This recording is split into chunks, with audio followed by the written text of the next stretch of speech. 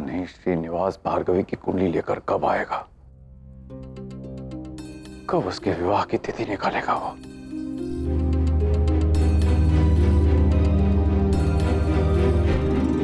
आर्य, विद्या के बाबा आपसे उसके विवाह के संबंध में बात करने आए हैं। मैंने उन्हें अतिथि कक्ष में बिठा दिया है। उचित है, मैं आता हूं।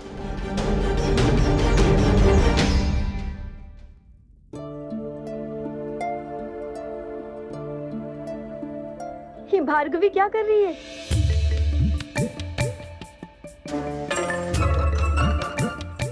भार्गवी, क्या हुआ?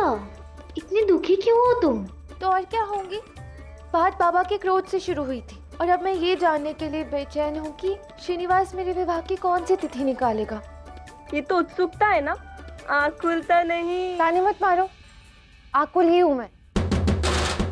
और बाबा की भी तो कोई भविष्यवाणी होगी ना मेरे विवाह को लेकर, उसका क्या? यही सोच सोच कर तो मैं अपना धैर्य खो रही हूँ। अब तो कुछ समझ में ही नहीं आ रहा है, सब कुछ श्रीनिवास के ही भरोसे है।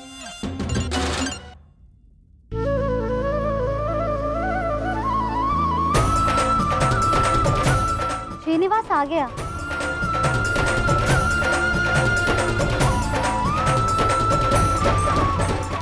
ये तो बड़ा प्रसन्न लग रहा है।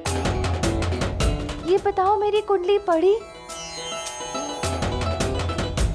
तिथि मिली? क्या तिथि है? कल होगा विवाह।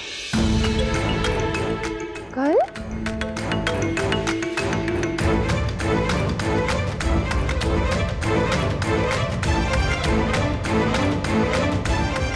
ये क्या कह रहे हो श्रीनिवास? कल तक तुम आत्मनिर्भर कैसे हो पाओगे?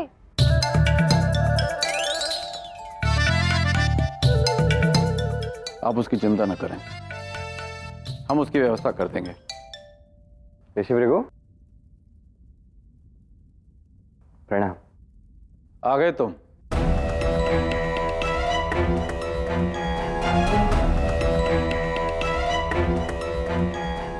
स्मरण है ना, भार्गवी की कुंडली पढ़ के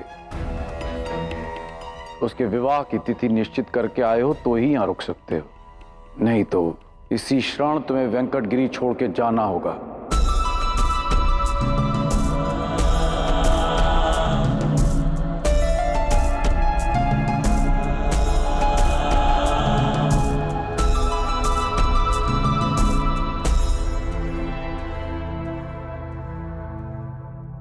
सेवक हूं आपका। आप कोई आदेश दें और मैं उसका पालन ना करूं, यह संभव नहीं है ऋषि भृगु। किंतु हाँ, आप एक बहुत बड़े ऋषि हैं, महान ज्ञानी हैं, एक महान ज्योतिषी हैं।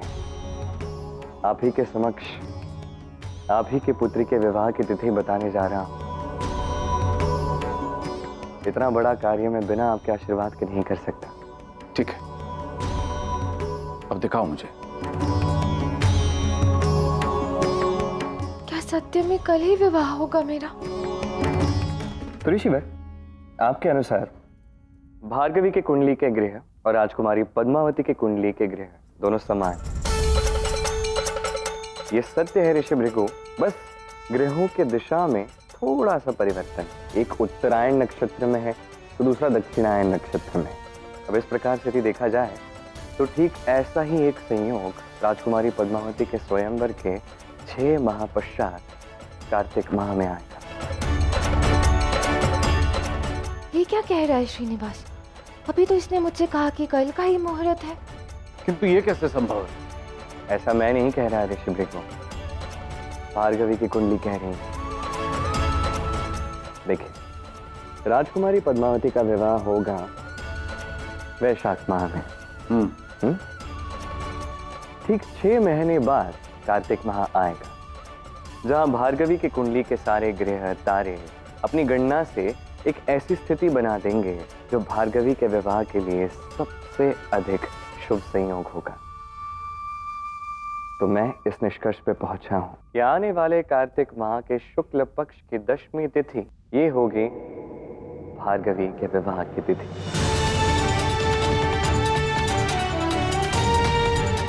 आप स्वयं भी एक बार अध्ययन कर लीजिए। मेरी कोई त्रुटि मिले तो मुझे अवश्य बताइएगा।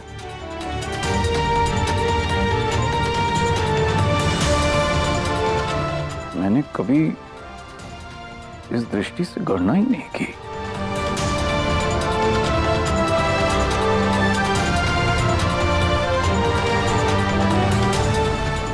श्रीनिवास, क्या तुम्हें पूर्ण विश्वास है कि तुम्हारी गणना उचित है? विश्वास नहीं होता तो यहाँ क्यों आता? वेंकटगिरी छोड़कर चला जाता मैं। आशा करता हूं कि तुम्हारी गणना उचित होगी, और यदि ऐसा हुआ तो मैं स्वयं पूरे संसार के समक्ष ये स्वीकार करूंगा कि तुम मुझसे कहीं अधिक श्रेष्ठ ज्योतिष ज्ञाता हो।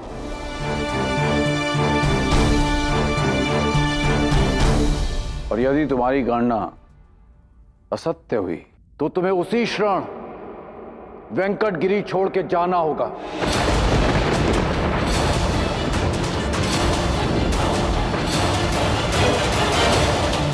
और तत्पश्चात तुम कभी इस ओर पलट के भी नहीं देखोगे। मुझे वचन दो।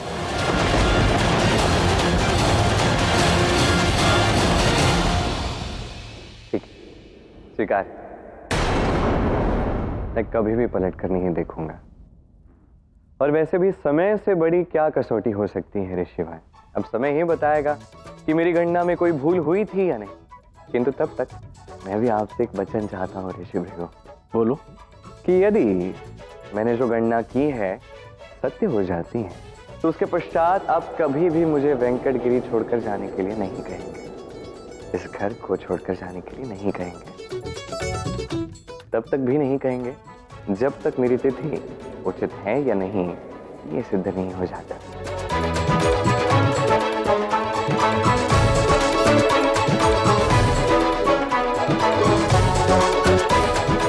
उचित है श्रीनिवास, मैंने वचन दिया।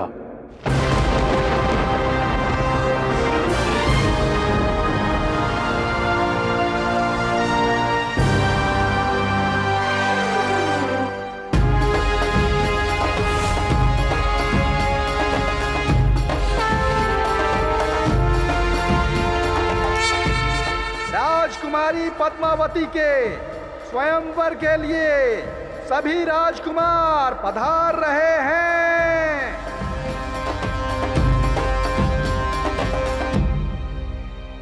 आइए आइए। प्रणाम राजन। पधारिए वैदेह नरेश।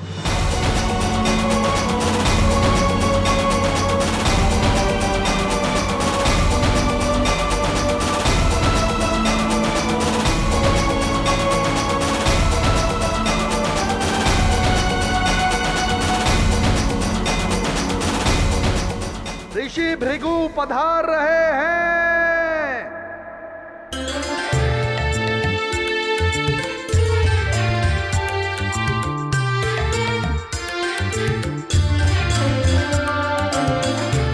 प्रणाम ऋषि भृगु।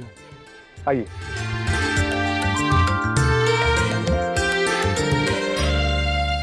पधारिए ऋषि भृगु, पधारिए। देखिए ऋषि भृगु, विभिन्न राज्यों से पद्मावती के स्वयंवर के लिए प्रत्याशी आए हैं। आप सबका वेंकटगिरी में हार्दिक अभिनंदन है। आशा करता हूं कि आप सब लोग यहां से प्रसन्न होकर ही लौटेंगे। ऋषि भृगु बहुत बड़े ज्योतिषी हैं। इनकी भविष्यवाणी कभी गलत नहीं होती। बस एक बार विपरीत हुई है